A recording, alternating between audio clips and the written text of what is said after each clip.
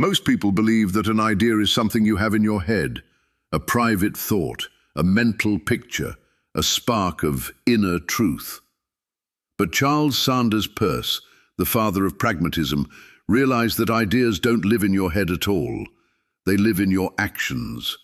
He famously wrote, "Consider what effects that might conceivably have practical bearings we conceive the object of our conception to have."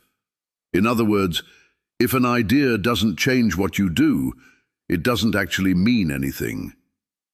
Peirce was a man of logic and science, working in the late 1800s. He saw that we spend our lives paralyzed by abstract doubts and vague words. Therefore, he created a category of one lens for reality itself. He argued that the essence of belief is the establishment of a habit.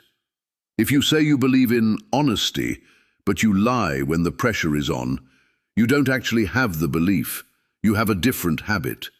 For Peirce, the whole function of thought is to produce habits of action. This brings us to his most radical discovery, the Triadic Theory of signs. Most people think a sign, like a word or a symbol, just points to a thing. But Peirce saw a three-way dance. A sign is something which stands to somebody, for something, in some respect. But it's only a sign if it translates itself into another sign in which it is more fully developed. Meaning is a living, breathing evolution. As he put it, all the evolution we know of proceeds from the vague to the definite. But where do these signs come from? How does the mind leap from nothing to discovery? Most logicians focus on deduction, which is certain, or induction, which is probable.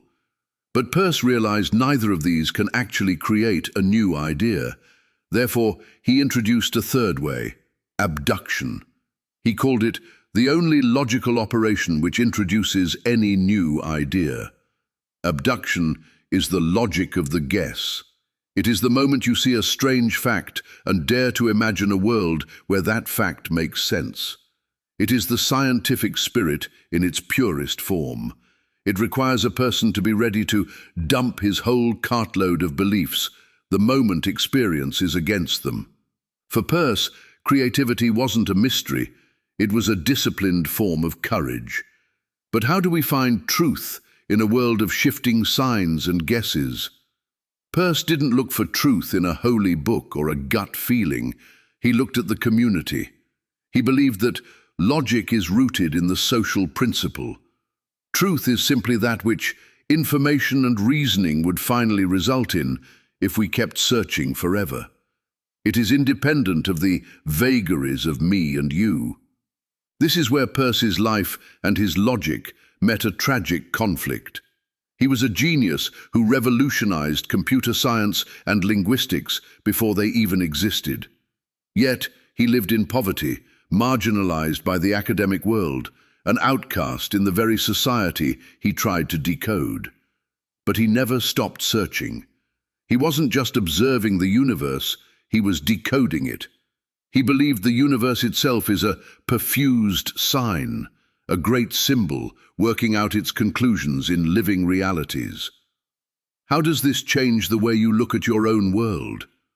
Peirce is challenging us to stop drowning in vague intentions. He gives us a path to clarity by forcing us to look at our results instead of our thoughts. He reminds us that the only way to avoid being misled by words is to make them as precise as possible. If you want to know what you truly believe, don't look at your opinions, look at your habits, look at the effects you have on the world around you. Because in the end, the idea does not belong to the soul. It is the soul that belongs to the idea. Your life is a sign. What is it standing for? You aren't just a thinker, you are a consequence.